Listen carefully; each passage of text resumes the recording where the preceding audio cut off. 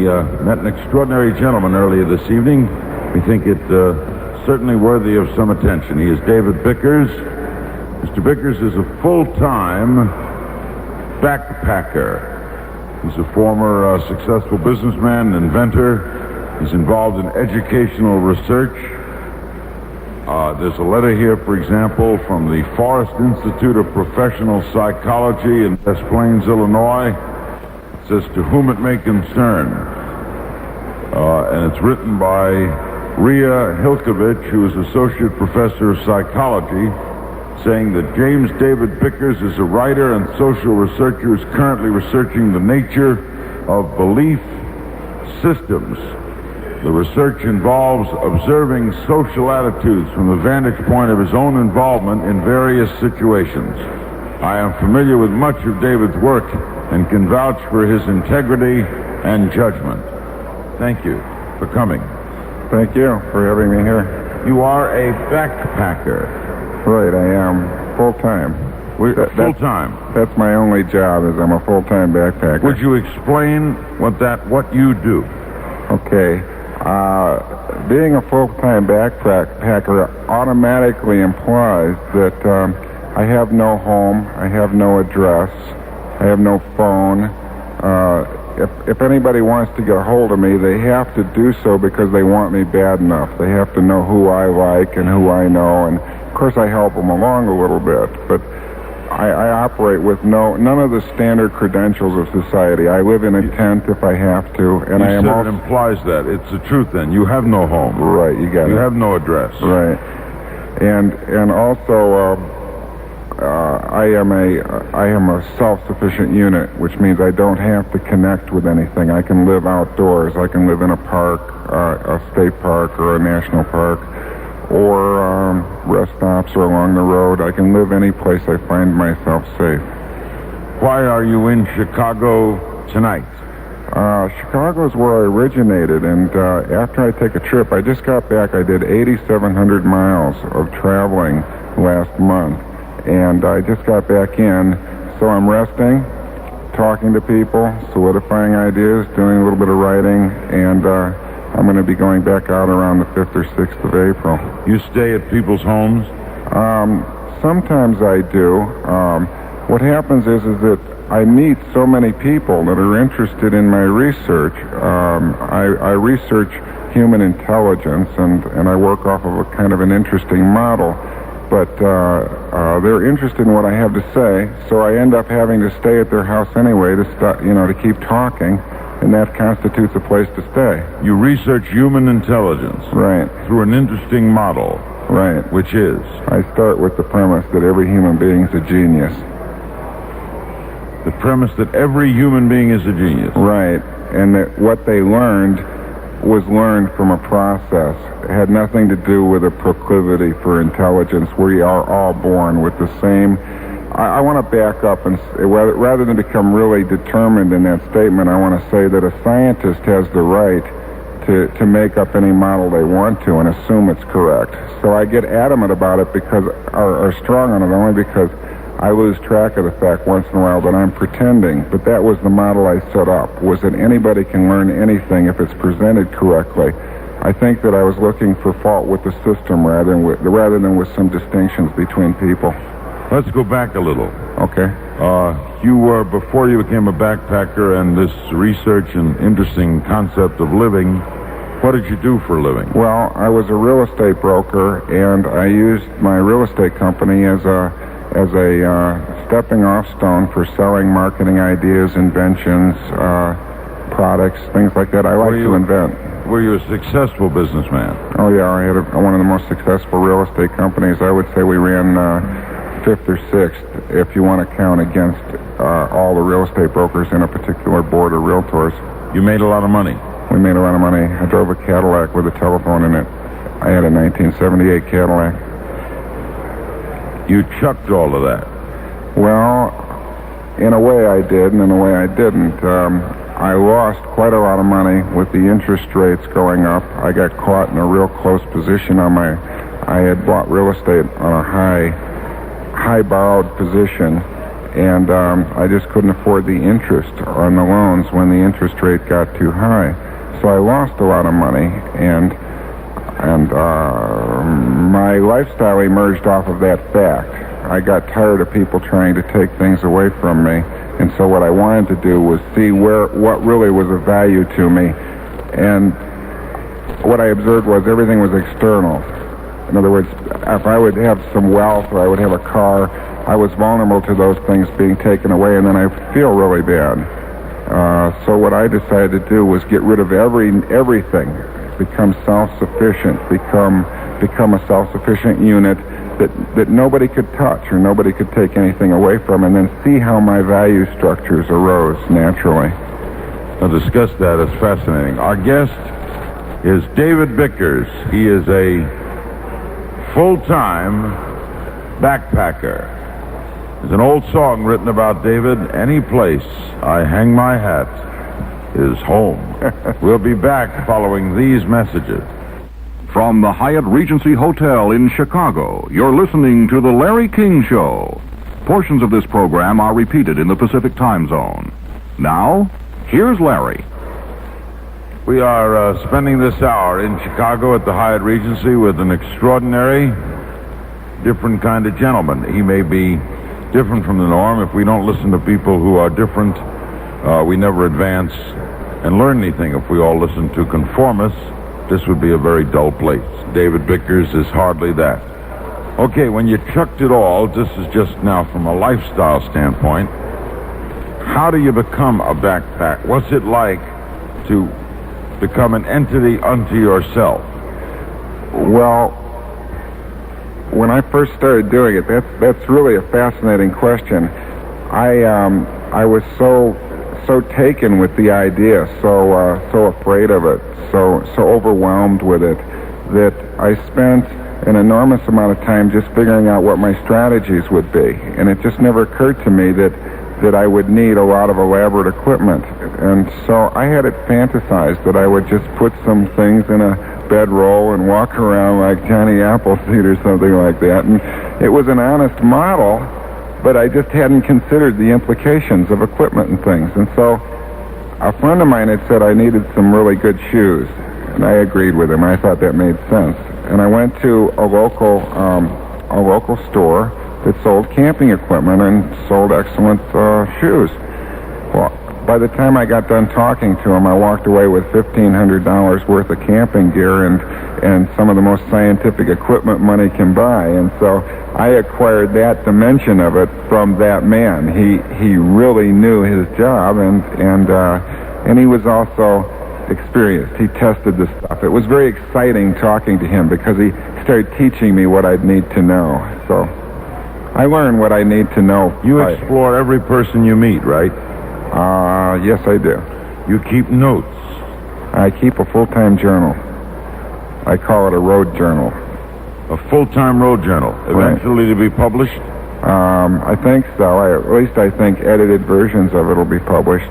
Okay, you have the camping equipment. You had no ties to anyone? You weren't married or anything? No. Which way did you head? The first time I figured that I needed some sort of a trip that would give me security or give me an education. And I had been real familiar with the Smoky Mountain National Park. And so I began to head for the Smoky Mountain National Park. I never got there, but that was where I headed. Why didn't you get there? Well, because when you don't have a job and you don't have to really be in a place, and the only reason for going someplace was because you wanted to assure your own safety, if you're in a situation where you perceive yourself safe, you go with the excitement, and my rides were going places that I really thought were going to be a trip. Hitchhike? At first I hitchhiked, and now I mostly use a little bit of a different approach. Now I talk to people, and based on what I'm interested in them, I sort of invite myself along. By the time they're done talking to me, I end up going, if they aren't going my way, they want to go my way. You mean you might meet a guy tomorrow, and he might take you with him to Terre Haute? Right. Because he wants to talk to you? Right.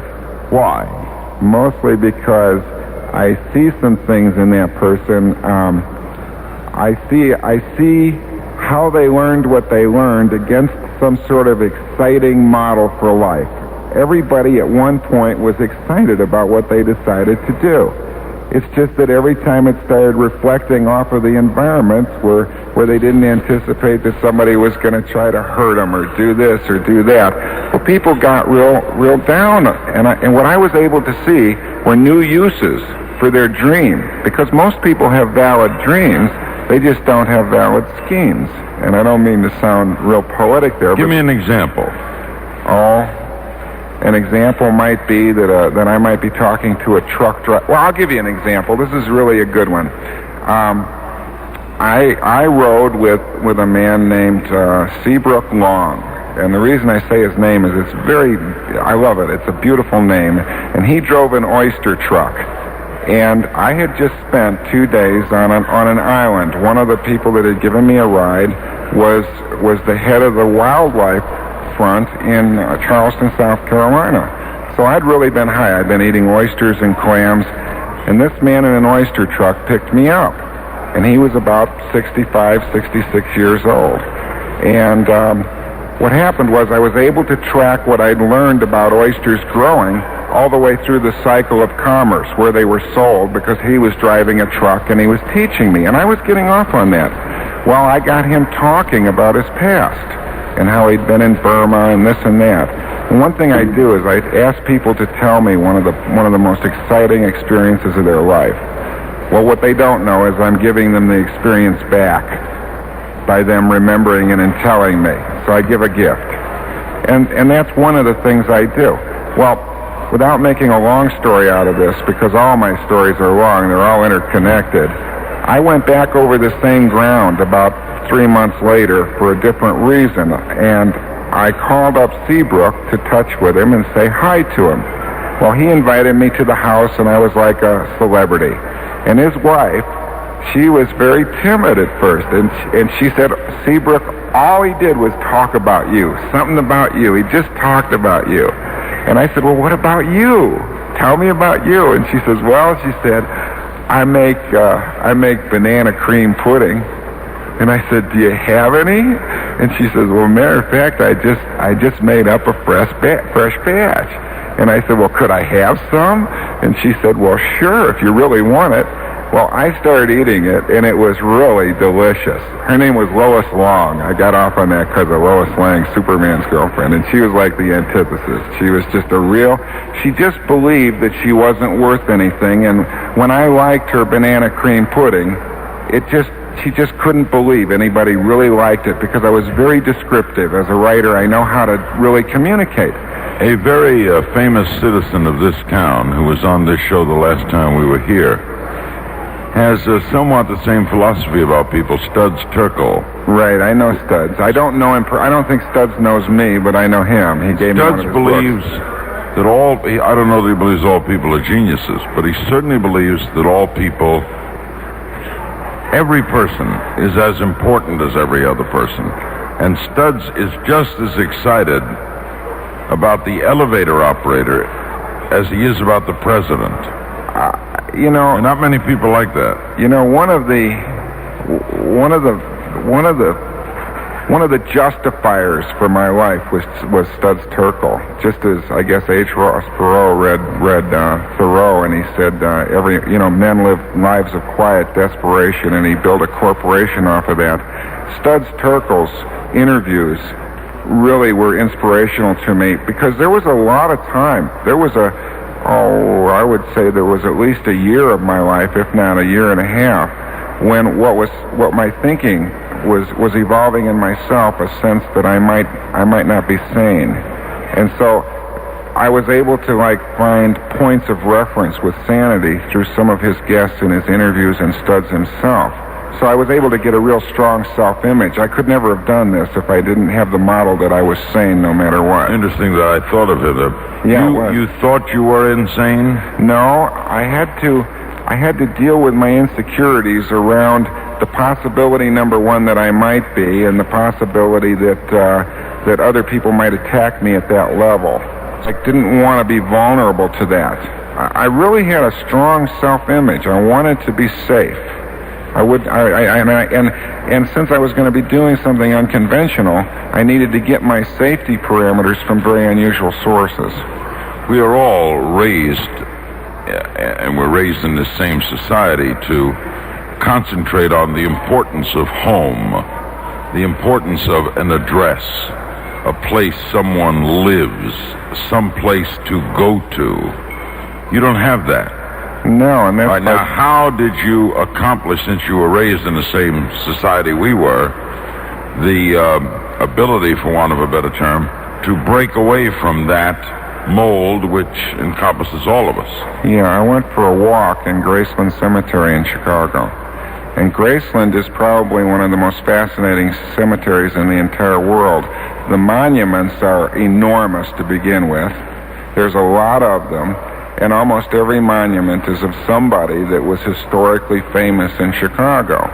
And when I saw their monuments, and I saw what they were, and I saw what their total reflection was from their lives, I somehow or another felt that I still wanted more than they had found. Even though they had found the name and the dignity, I wanted more for my life.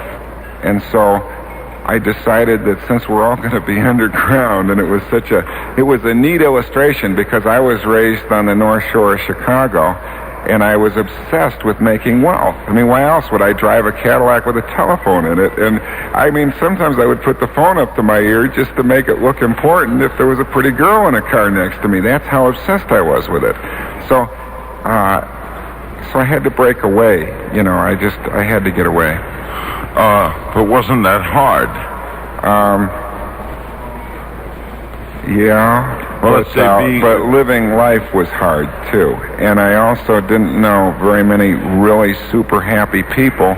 And somehow or another, I felt I'd been cheated by the system. I went to Culver Military Academy, and I graduated, like, I think, 3 from the bottom. And today I walk around, and I know for a fact that even though I can describe this in different terms, I have nearly a photographic memory.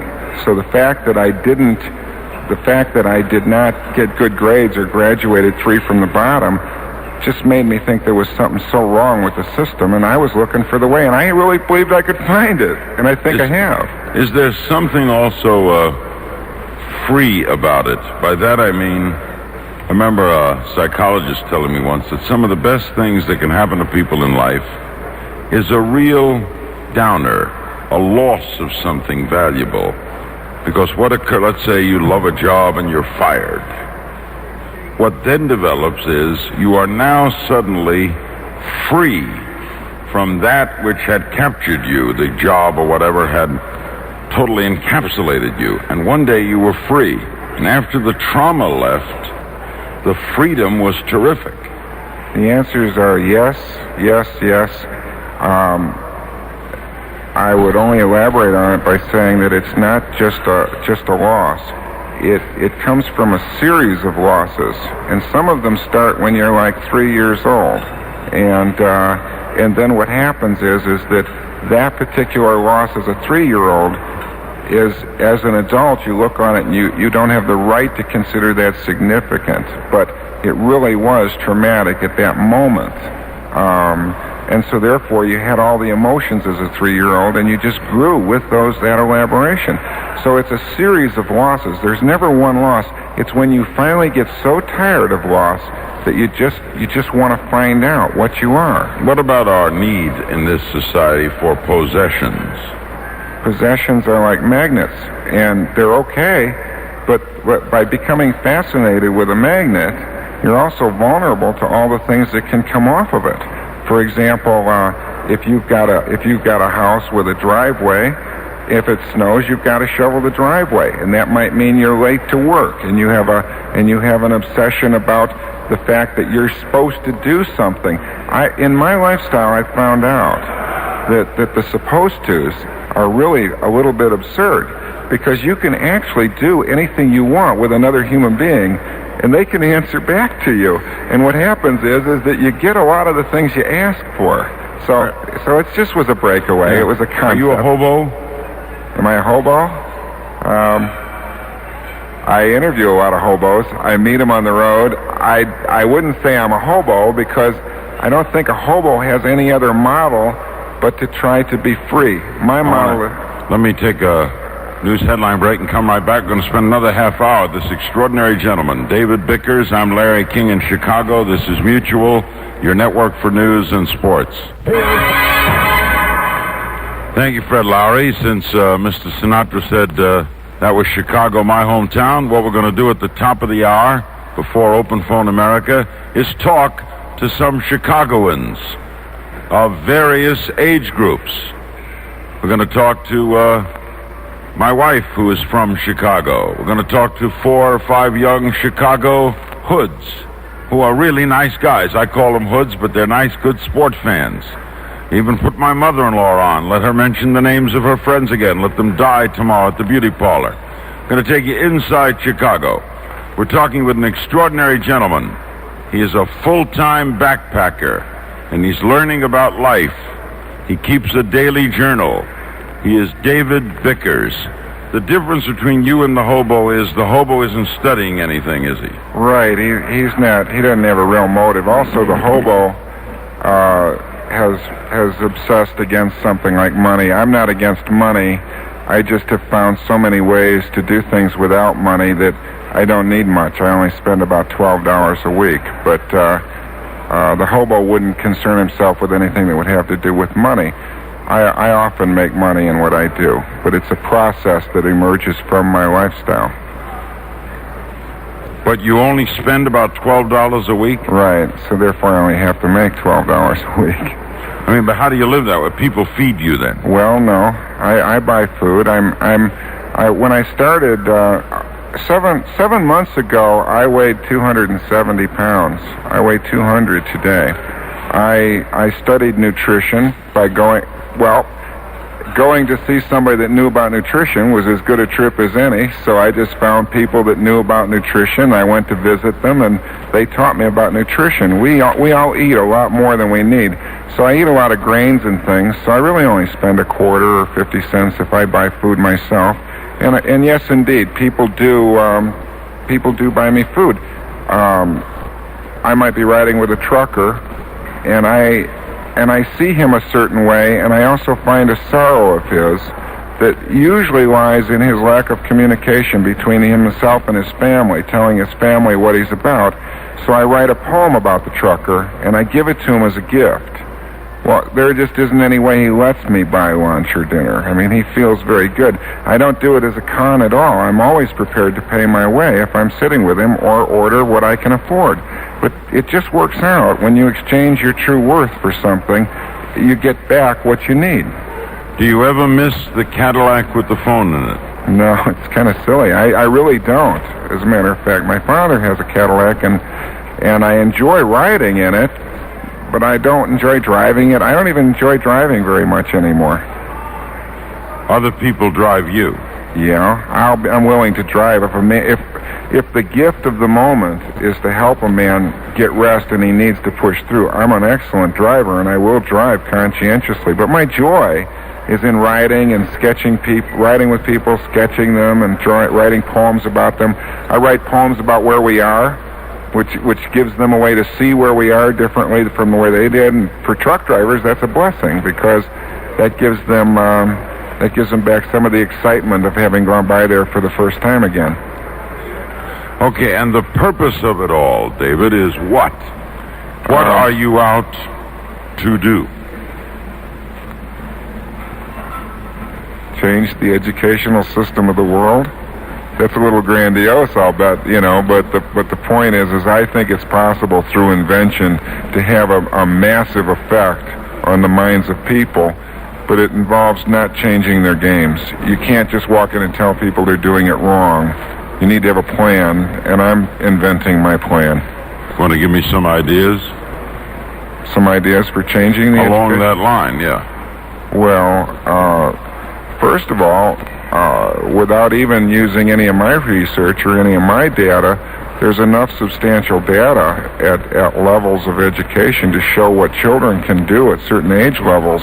For example, right here in Chicago, there's the Waldorf School, and they're producing astounding results. So I think that what we need to do is find a way that the people who would normally be threatened could look at the Waldorf school and make a discovery and incorporate it into their own belief system so that they would use what they're learning. There's lots being learned already. I too have found things out that I plan on publishing, and there I plan on using essays, and I do a lot of lectures. If I went out of money, I have a lot of permission to do anything I think of that meets my codes. So one of the things I do, since I'm a researcher in education and creativity, is I walk into a college, walk into the psychology department and say, my name is David Bickers and I'm a full-time backpacker and I'm going to give a private lecture in 1 hour. If nobody shows, fine. If one person shows, fine. It's up to you to bring as many people as you think might be interested, and what I want is $5 per person who attends. And so I'm so overwhelming, I'm audacious.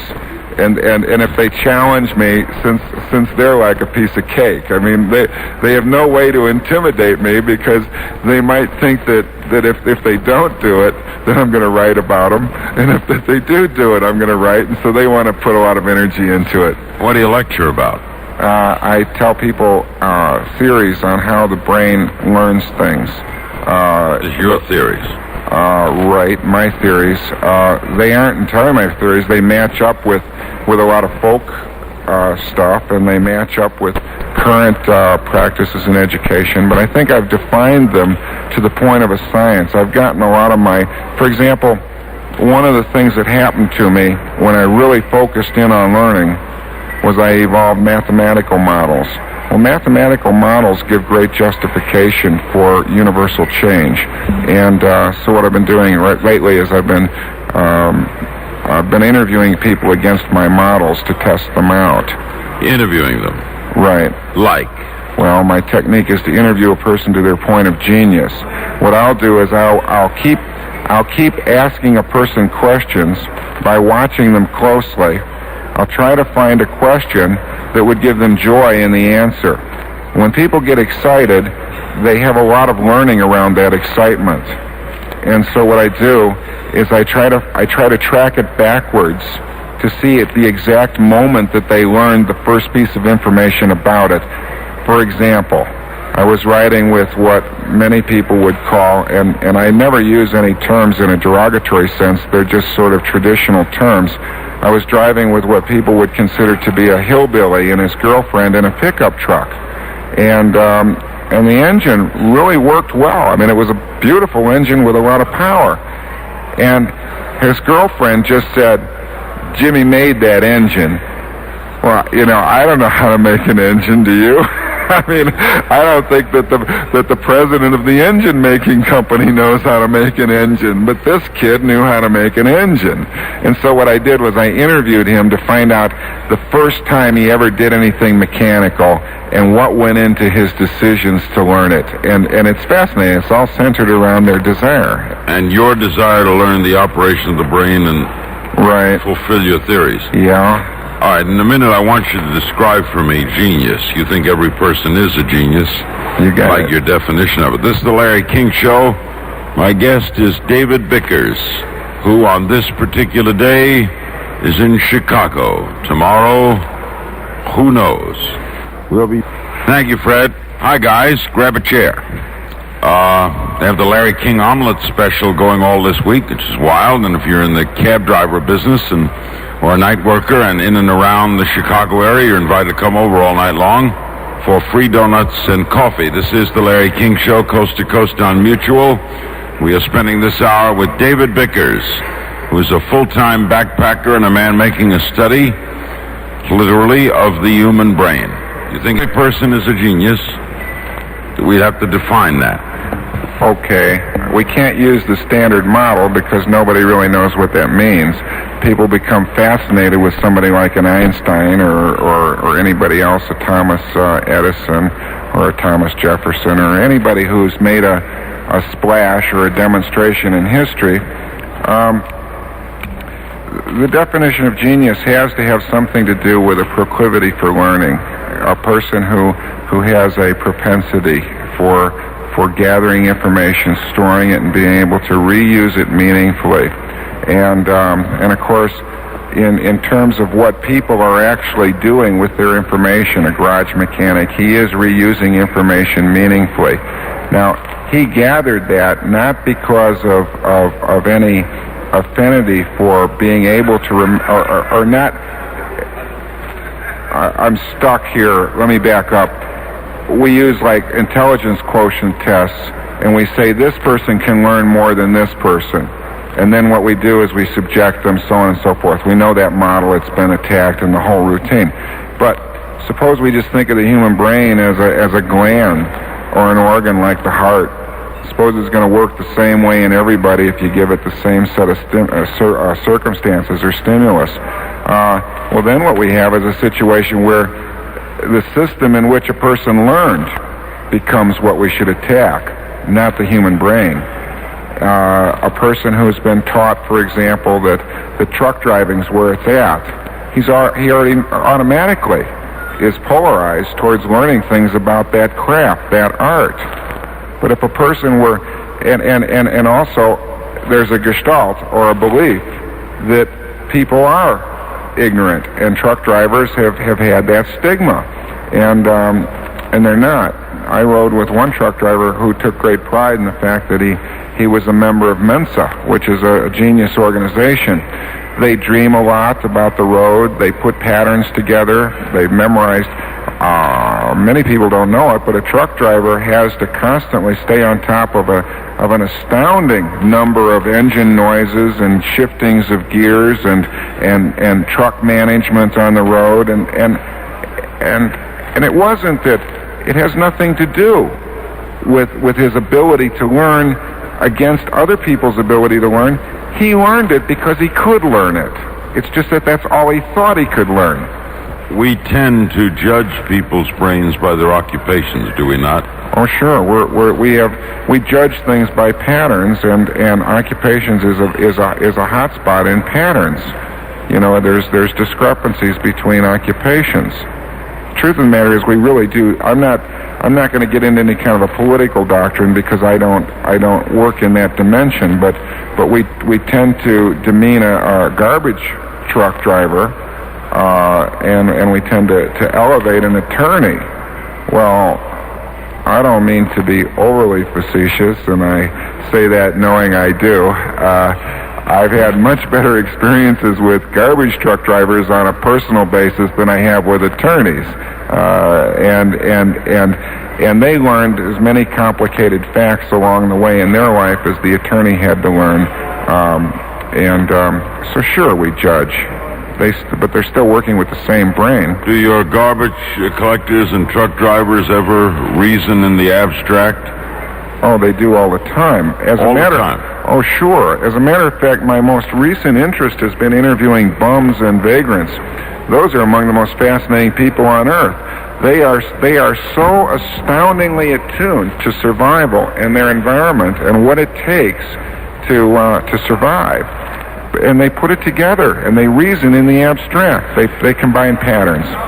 Since we always have choices, have you found out in this research why the vagrant or the bum chooses vagrancy? Well, just because a person arranges patterns and has high intelligence doesn't mean that they have been able to observe what they're doing and be able to do it deliberately. And so a lot of them choose that because they are frustrated. They see something. We could even take an insane person like a Nietzsche.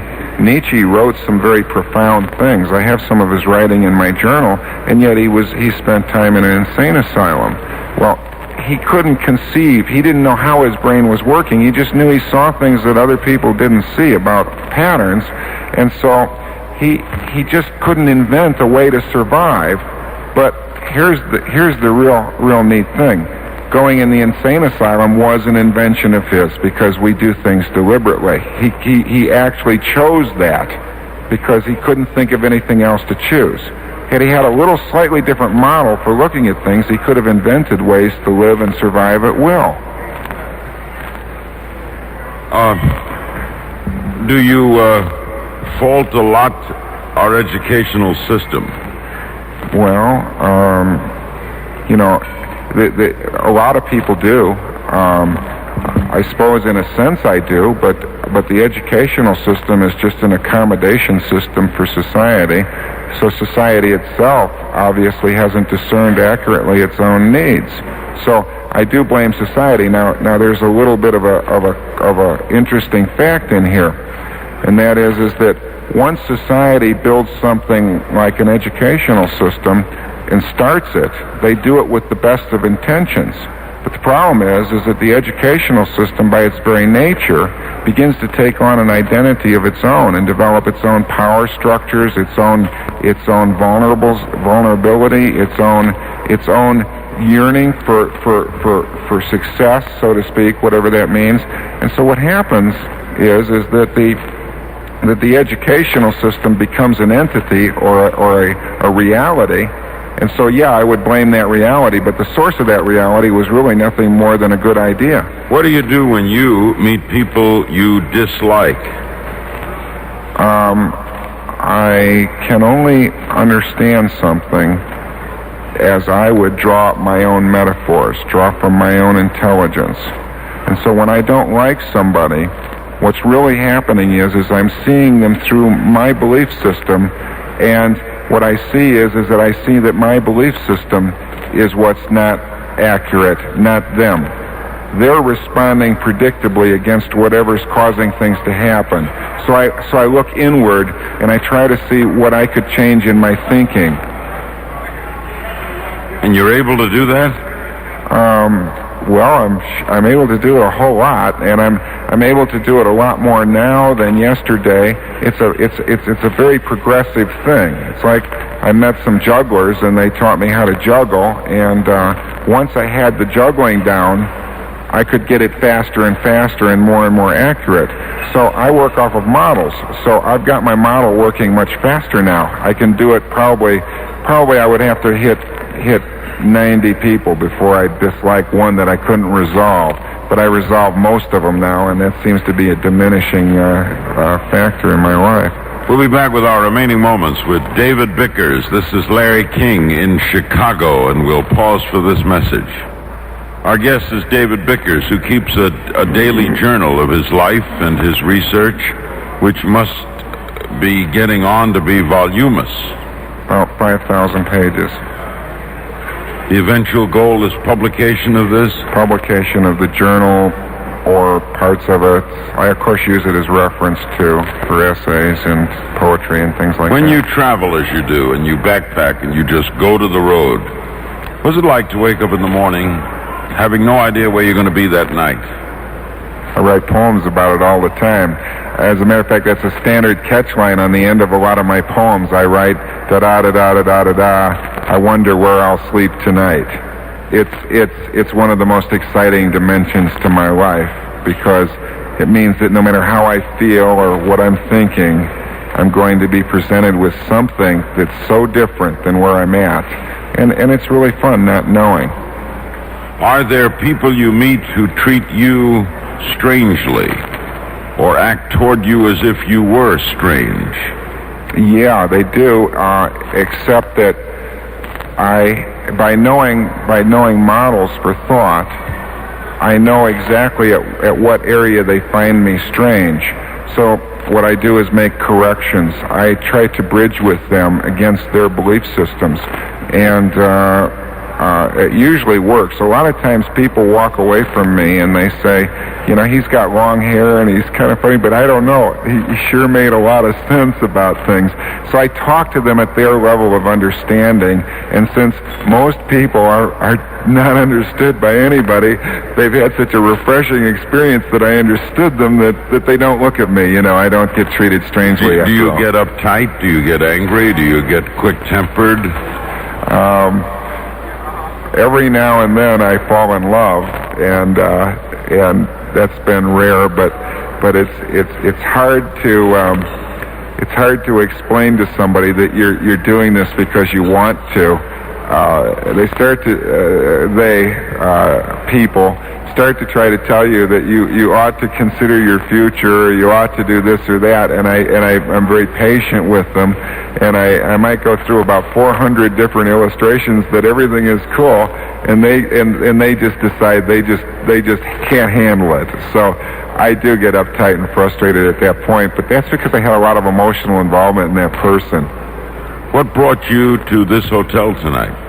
I have a real good friend who tends bar here. Her name is Melora, and Melora is one of those people who is a genius and knows it. She studies, she looks around, she travels a lot, she's lived in Hawaii, and she's going back to Hawaii. And of course, these are the people that love me, and I know they do, and what I do is touch base as often as possible for nurturing purposes with people I know who love me. And so to see Melora is kind of like getting an injection of love.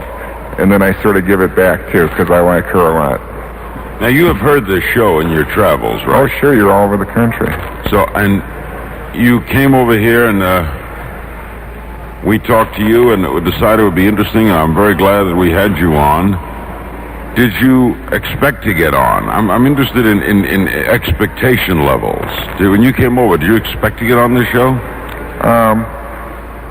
In my life, I seem to be able to do almost anything. So I really didn't have an expectancy to get on. To get on didn't surprise me at all because I approach my environment, or I approach life using a system which I call full spectrum pattern matrixing, which means I look at all things and I try to pick the one thing that's going to give me the most amount of fun. And fun means that I might be searching for answers in that area or whatever. And so, like, obviously, given the matrix or given the items in a matrix around this square mile, you're about the neatest act in town. So sure, I'm going to run with it. That's my routine. Do you have expectations? Do I have expectations? Do you expect things of people and events? And the answer to that question is yes and no.